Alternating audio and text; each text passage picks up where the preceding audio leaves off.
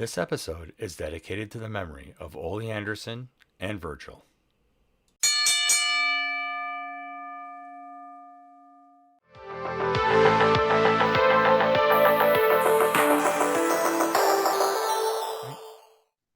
Hey everyone, welcome back. It is time for another wrestling review, our second review of the week. With me once again is our special guest co-host, Beer Monster Owen. Welcome back.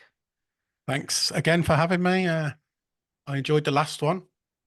Well, we appreciate you having Campo, as you know, is on vacation. He will be back with me next week when we review New Japan. We had the two Sapporo shows, so those will be airing next week. So join us for that one. But before you do, make sure you like, comment, share, subscribe, all that good stuff. I will have all his stuff down in the description box below. So make sure you go and give him a follow. He's got a YouTube channel where he does gaming. He's looking at starting up a UFC type podcast as well, correct? Yes, that's right. Yeah. So with that, though, we are talking today about TNA's No Surrender 2024. It's been a while since you watched a TNA show. Yeah, I would say that's fair to say. Yeah, it's been a while. I think you missed the whole Impact era. I did see some of it. Like when LA Knight, Drew McIntyre was in it, or it was more sort of broken Matt Hardy. oh, okay.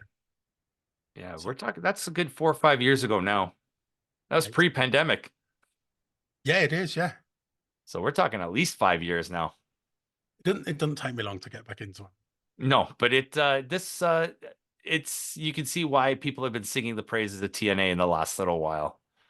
Yeah, it was a good show. So with that, we'll get right into it. I don't know if you were able to catch any of the pre-show matches. No, I didn't see the pre-show. Okay, so there were two pre-show matches. We'll skim right through them. There was the Rascals against what they call Speedball Mountain, Mike Bailey and Trent Seven. And it was a quick little match. It's basically a match to keep the Rascals strong, but in a way, it also keeps Bailey and Trent Seven wrong. They're going to be poised for another run eventually. And we also had the System, Eddie Edwards and Brian Myers against the Jet Setters, Kevin Knight and Kushida, who these guys will play a part later on in the show with the main event, but the System do go over. So with that, we'll just go right into the main show. Eric Young versus Frankie Kazarian. The winner gets a future title shot at the TNA Championship. Yes. This match, I found it was very hard hitting. It's a good way to open the show. It is. Very strong opening. Fans were into it. It's very hard hitting. Two TNA originals on the card, right? Absolutely, yeah. They seem to be really TNA, especially since they changed back over. They really seem to be playing into that nostalgia factor in terms of like people and characters and wrestlers and stuff like that. They really seem to be playing into that, which I don't mind. No, it works. Absolutely, it does. And as someone that hasn't watched it for a few years now, I knew yeah, who the guys were straight away. exactly. Like when you see Eric Young and Frankie Kazarian, like, oh yeah, I know these guys. I do miss Eric Young's big beard though. Yes, when he was when he did that when he was Insanity as well, didn't he? In WWE when he was yeah. And as someone obviously who likes a beard, right? Same here. But I did enjoy he came out with like that Doctor Doom style mask. Yeah, so that was a nice little touch there too. Like you said, this was a hard hitting. I just wish they would have given just a little bit more time. Yeah, I wish that they'd have done a bit more on the finish because the finish kind of fell flat. Like there was a match later on in the show, which we'll get to, which didn't need to be on the show. If they took that match off, they could have made this one a little bit longer and the finish wouldn't have fallen as flat as it did. Eric Young does go over. He wins with a cheap little roll up. Yeah, crucifix. Yeah, crucifix roll up. Yeah. So it was not what I expected, but Eric Young is your next contender for the winner of Moose and Alex Shelley later in the show. I think this is Eric's Young next run with the belt. It could well be, but we'll have to wait to see whether Alex Shelley or Moose comes away with the title. Yeah. So with that, we're going to go into our next match. It is the ABC, Ace Austin and Chris Bay defending the TNA World Tag Team Championships against the Grizzled Young Vets. Again, James Drake and Zach Gibson. They work so much better as the Grizzled Young Vets than they did in NXT when they were part of like Joe Gacy's little faction there. I don't know Yeah. if you were familiar with any of that. Yeah, I used to watch NXT. It's not so NXT is not as easy to get over in England at the moment. Especially now they're taking it completely off the air. Oh, they've I taken don't it completely, eh? Yeah, I don't know how we're going to watch that. But yeah, this match was the final of the best of three Yeah. series that they Whereas had. the Vets won the first and the ABC won the second. Yeah. I noticed straight away, again, a little bit biased because of the Brits. Mm-hmm. I noticed that their tag team moves were looking really good. Yeah. And at Now, what as one, a football fan yourself, the red and white, which team is that supposed to be representing? I'm not sure. It could be a few. I didn't actually get to see on the scarf who it was, but Yeah. it could be Arsenal, could be Middlesbrough. Those are the sort of contenders I would Those are say. the two red and white teams. Okay. Pretty much, they're the Yeah, big. because I know Liverpool's red and yellow. Yeah. Yeah.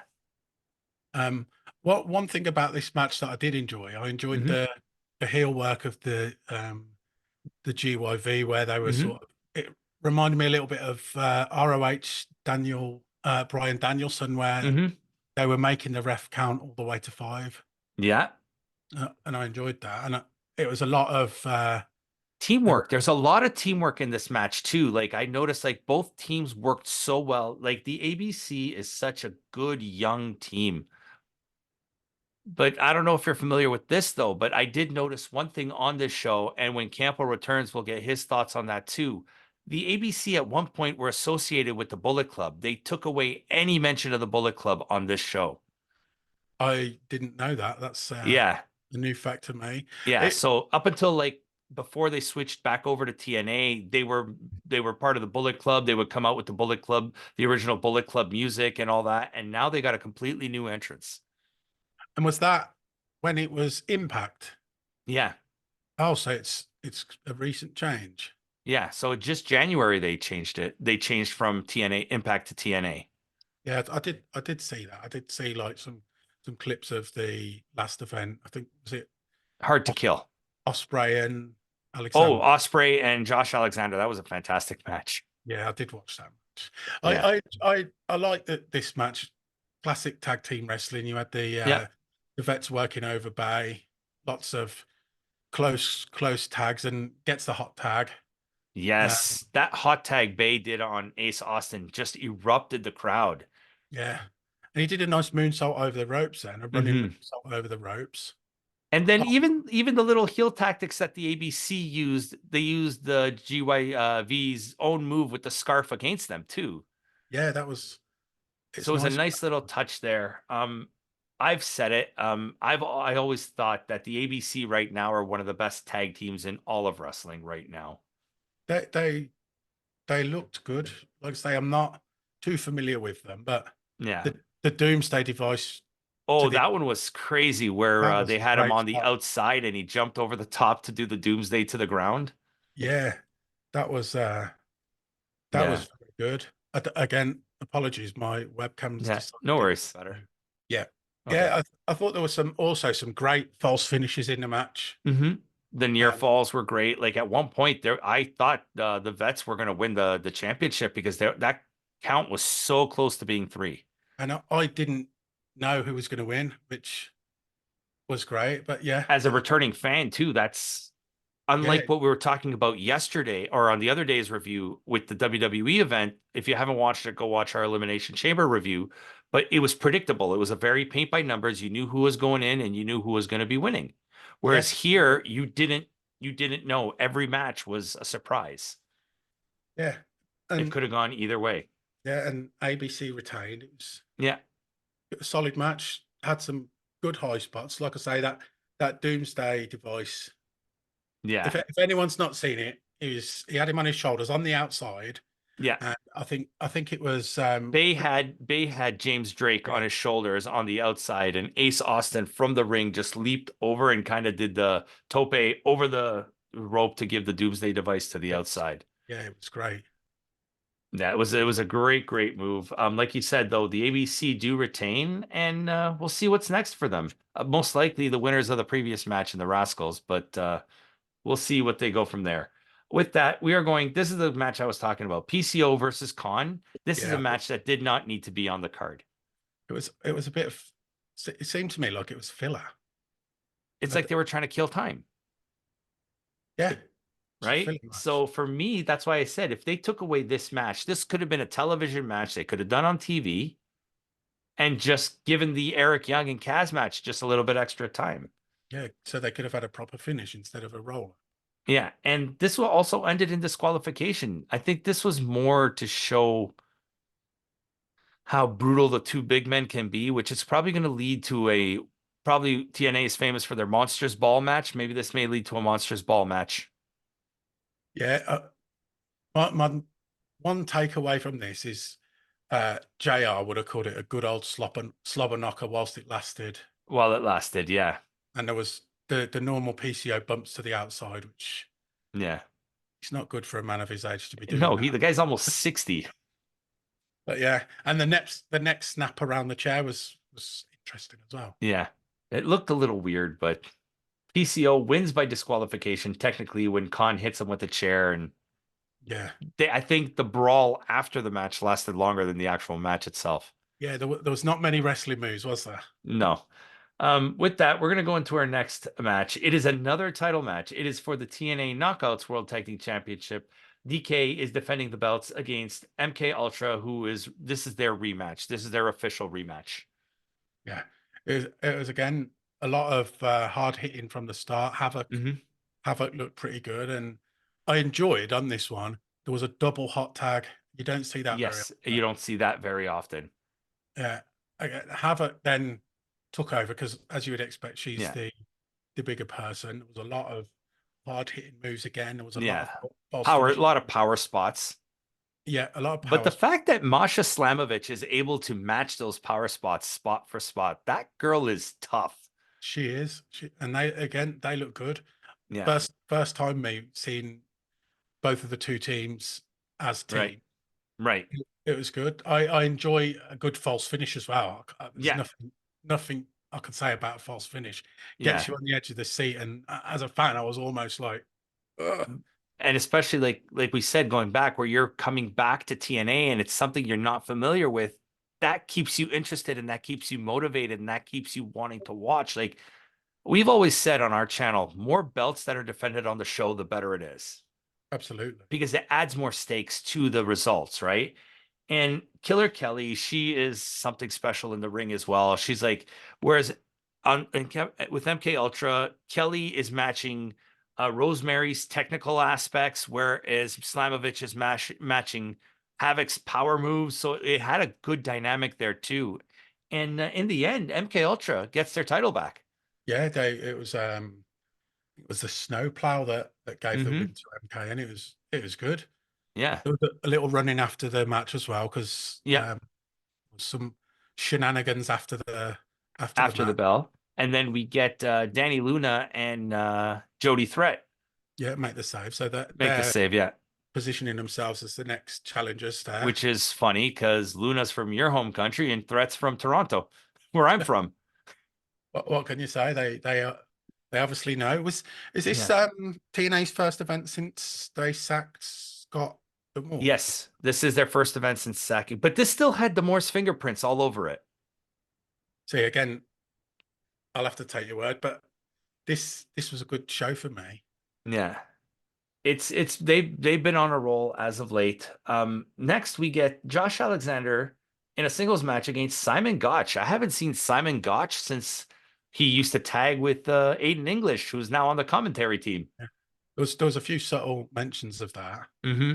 and Even to the point where at one point Gotch goes behind now he goes by Matthew Raywold, but he goes behind him and he does the little pose and goes, "We are manly," like they used to do in the NXT yeah, era. and then he was getting back in the ring, and Aiden English again. Oh, I'm not sure what he goes by now. Yeah. I know you just said it. He was like, "What a villain!" And Yeah. it was a nice throwback. I'd say this match started with a lot of great chain wrestling. There was Mm-hmm. a lot of very technical stuff, a Yeah. lot of reversals. Just the normal in a Yeah. technical match. The Something you'd normal, expect from like say someone like a Zack Sabre Jr. Yeah, or a Brian Danielson. Hmm. I was quite impressed with Simon Gotch because again, I saw him as a Vought villain, Yeah, so he looked but the guy good. could actually go. Yeah, he could. Yeah, some stiff chops, stiff forearms Hmm. in there. And Very sort then of it got to the point where you could see they were getting fed up with each other, and then just started like hitting hard. yeah, they were, yeah. And then one part in the match, Alexander takes over, hits 4 German suplex in a row. Hmm.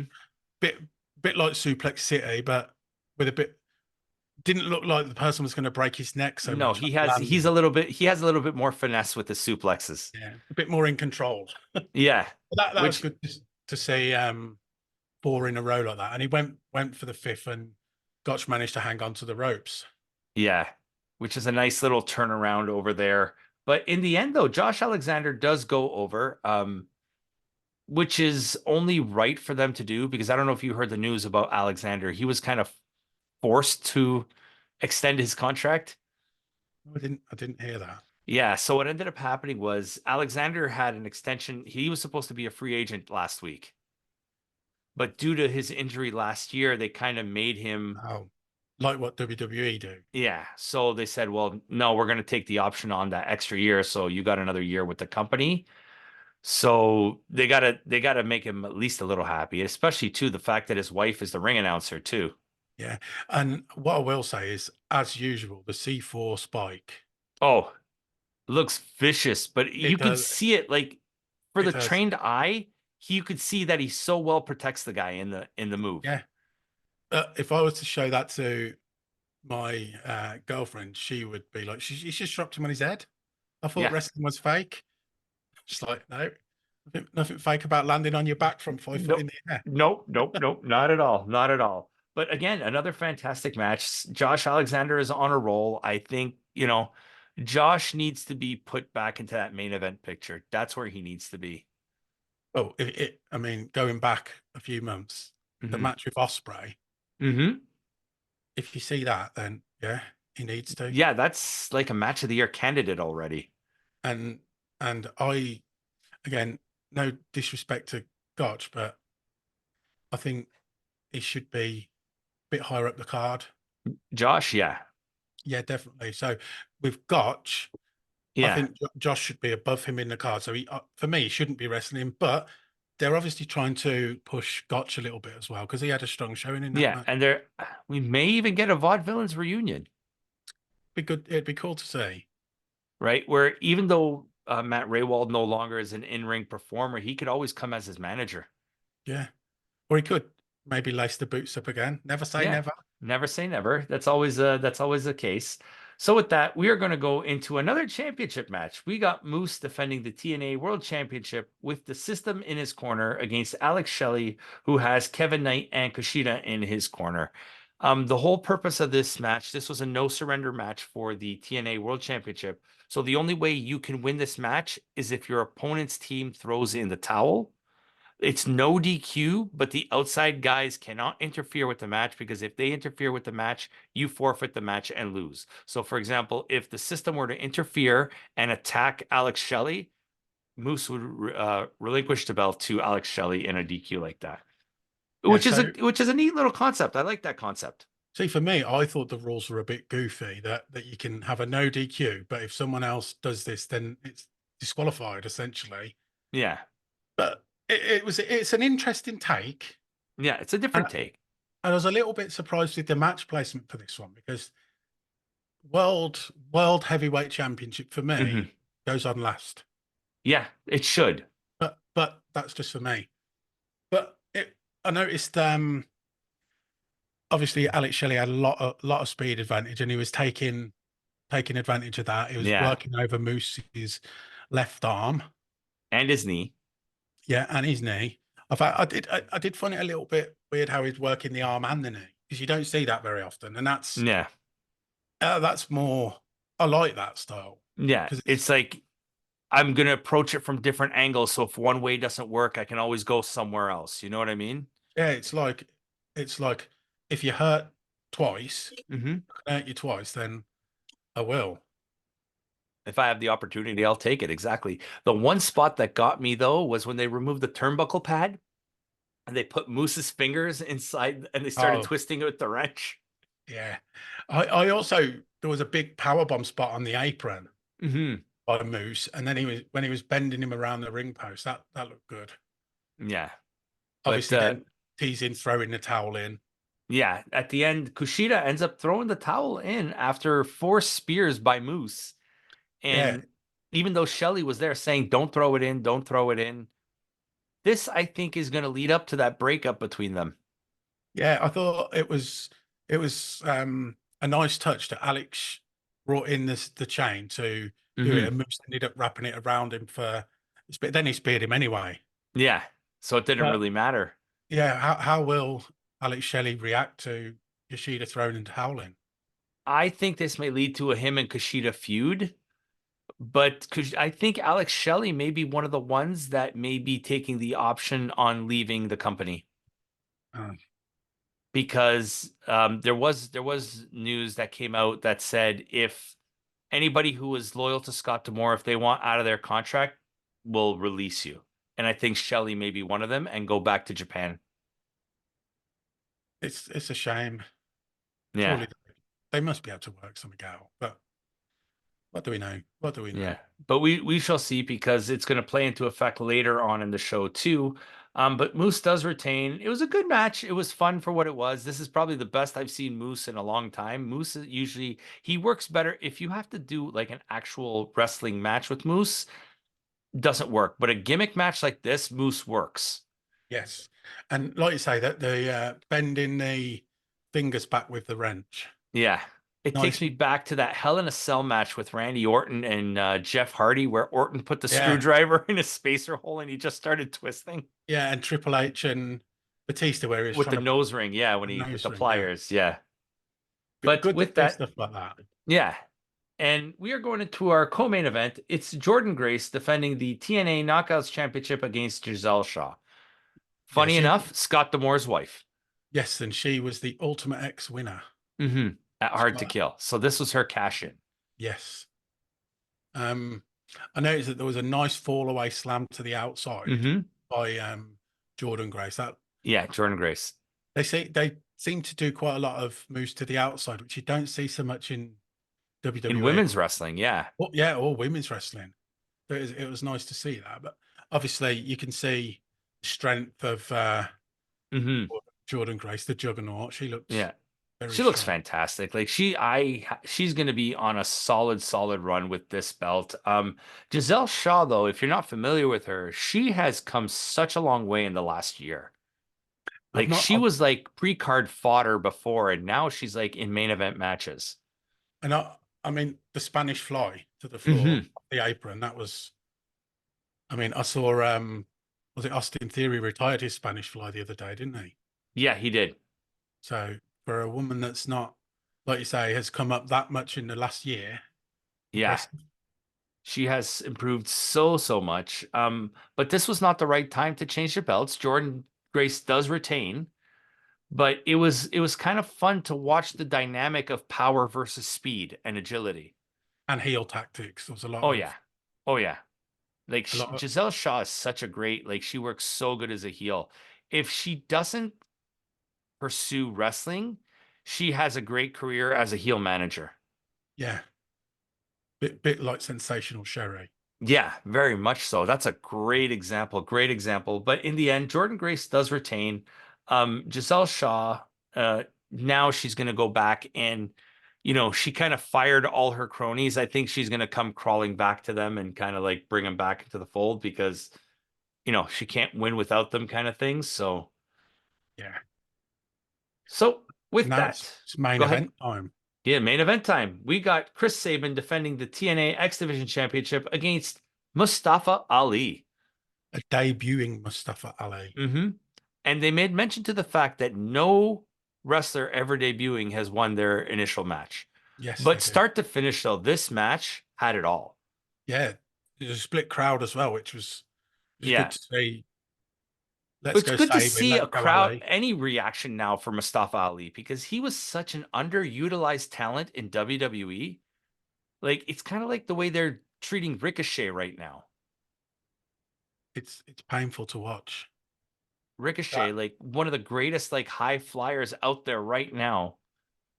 Yeah, Ricochet made Seth Rollins call Osprey a Wish version of Mhm. Ricochet, didn't they? Yeah, Wish version of Ricochet, yeah. Which is But big statement. It was good. There was again they're trading I reversals at the start of the move, good high spots, good reversals. good submissions, Yeah, like how they're transitioning from one submission to another. This one is the STF isn't working, so I'm going to transition to a crossface. Like I like like this showed a side of Mustafa Ali that we didn't get to see in WWE. Like it, here's your 2 minute match, do your splash, and then you're going to get pinned, basically. yeah, and that injury that he got in WWE when he was Kept him out a year almost. and that he was potentially they were He was looked like poised for a US title run, wasn't he, at that point? that looked like they were going to push the button on him. So to see him back in a main event, see him in a title match, see In a him, main event, period. yeah, and see him doing. He did several 450s. There was a Yep. nice 450 to the arm Yes. from Ali. That was good. It was a bit There was unusual to another see an 452 arm when he was able to, when Saban avoided it and he was able to rebound and, and land on his feet. and on his feet, and he also um, from the outside he flipped over, landed on his feet as well. Yes, he did that flip over the rope. Yeah, yeah, yeah. Yeah, a bit like Ricochet when he did that to. Yeah. He didn't do the Iron Man pose, but No, he didn't. But it was good. He's very good. You can see how yeah, he's very technical and he's a great he's height. agile. And yeah, like you said, he's got that technical aspect to him too. So like he can hit you from any way, basically. Yeah, So and also he kicked out of Alex Shelley's cradle shot. yes, he kicked out a cradle shock, which nobody, it's rare that somebody does that. So Absolutely. this is someone they're actually super high on. I could see that. And I can see also that you can see why this was made the main event. Like TNA was built on the X division. Yeah, and they kept referencing that as well. Yeah. And what better way to continue on that tradition of the X division with Mustafa Ali as your new champion moving Yep, forward? 450 splash again. Hmm. It was very good. Yeah, and I it was I a really clean enjoyed win him. too. It was no shenanigans, no heel tactics. It was just a solid match Yeah, and he also, as you mentioned at the start, made history by winning a title on his debut.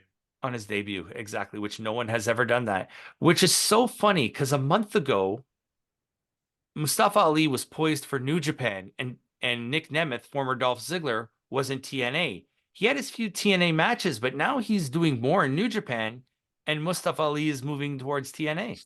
Yeah, he just captured a title, didn't he? Hmm. Spoilers for next week's show. You got to tune in for that. Yep. Or you can edit that out, Johnny. Yeah, yeah. We can do anything on this show. We can do anything on this show. But like we said, Mustafa Ali makes history, winning the championship on his debut in his first match in Impact TNA Wrestling. Solid show, front to end. I really enjoyed this show. Yeah, it was. It was like I say, I hadn't seen TNA for a while. It's fair to say a Right. while, and it This was is gripping. something you might want to go back to now. Yeah, it was gripping. My girlfriend's gonna have to watch Even more 7, wrestling. 8 hours a week now, and then the UFC as well. On top of that, see, luckily right now the UFC is a non-factor in this household, so We'll have to, it's we'll just have to, I watch so much wrestling and do and review so much wrestling that I just wouldn't have time for UFC yeah, with a it's full-time job on top of that. yeah. So overall, what would you rate this show? Out of this show and the Elimination Chamber that we reviewed, Hmm. I would say this show was the better show. I would give it an 8. Yeah, I can closely agree with that. I gave the show a 7.7, so we're very close on those scores as well. This was a fantastic pay-per-view. The in-ring talent was like the in-ring work was there and the surprises were there. There was, we had a title change, multiple title changes on the show. There were multiple belts defended on the show. It was unpredictable, and entertaining, which is what you want wrestling to be. Yeah, there was what I did notice going back to it. I did notice that I did keep thinking after that first crucifix in the EY match at the Hmm. start. There was quite a few of them and roll-ups, and I'm thinking they can't end another match like this, and luckily they didn't. No, they didn't. Usually they have that's their one per show, I guess, kind of thing. Yeah, Everything else was a other than the throwing in the towel, which was a different type of match, everything was a fairly clean finish. yeah. There was some attacks afterwards, but it's Hmm. it's But that sets up your storylines, sets up your next opponents, sets up your next challengers kind of thing. So it's a good way of moving the show forward. what I remember from when I used to watch TNA is how many run-ins there were. That was one of the reasons why I started. Y- It sort of went a little bit WCW with all the run-ins, so Yeah. that was one of the reasons why I stopped watching. I hate to harp on this, but Scott Demore really has turned this company around, and it's going to be interesting to see how they're going to go moving forward without him. Yeah, I heard it was all because he wanted to sign Braun Strowman as well. There's a few other things. I think he wanted to buy the company, and they flat out refused him. Yeah, and he wanted to spend some money as well. Yeah. And there was like a couple ad deals here and there that they didn't want. There was an ad deal for a commercial bank, and he's like, "We're wrestling. What do we have to do with the bank? It doesn't make sense." They're like, "No, it's money, but like we can make money other ways." Like Yeah, so now they have a guy in charge of talent relations, is a guy who knows nothing about wrestling, and your head booker is Tommy Dreamer. yeah. Although Tommy Dreamer came out and said he's not the head booker, he's just on the booking team. Oh, he's not the head booker. That's what Tommy Dreamer said, but Really? TNA was still saying, or someone from TNA was still saying Dreamer's head booker. He probably has the most input. He's probably the guy they go to for advice. Yeah, but it'd be interesting to see what Dreamer does, because obviously that's exciting for me as an ECW fan. Yeah. And the fact that he recently lost the digital media championship to Crazy Steve, he doesn't have that belt holding him down, so he doesn't have to book himself into any corners anymore. Yeah, and it his admiration for Heyman and how Heyman used to do his booking, that you could Yeah. see some exciting times again. Like I said in the last video, it's an Hmm. exciting time to be a WWE fan. It's an exciting time to be TNA fan, and like you TNA said, fan. it's an exciting time to be a wrestling fan in general. Yeah, it's we're hitting that wrestling renaissance once again. So if you don't have anything else you have to say, or we're No, good. just once again, thanks for having me. And No, I thank you, man, for coming in kind of short notice, and the fact that we're able to get these reviews out there for everyone makes me happy. So Beer Monster Owen, thank you so much again for joining us. We look forward to having you back on the show soon. So with that out of the way, guys, thanks again for joining us. And in the words of Kenny Omega, goodbye and good night.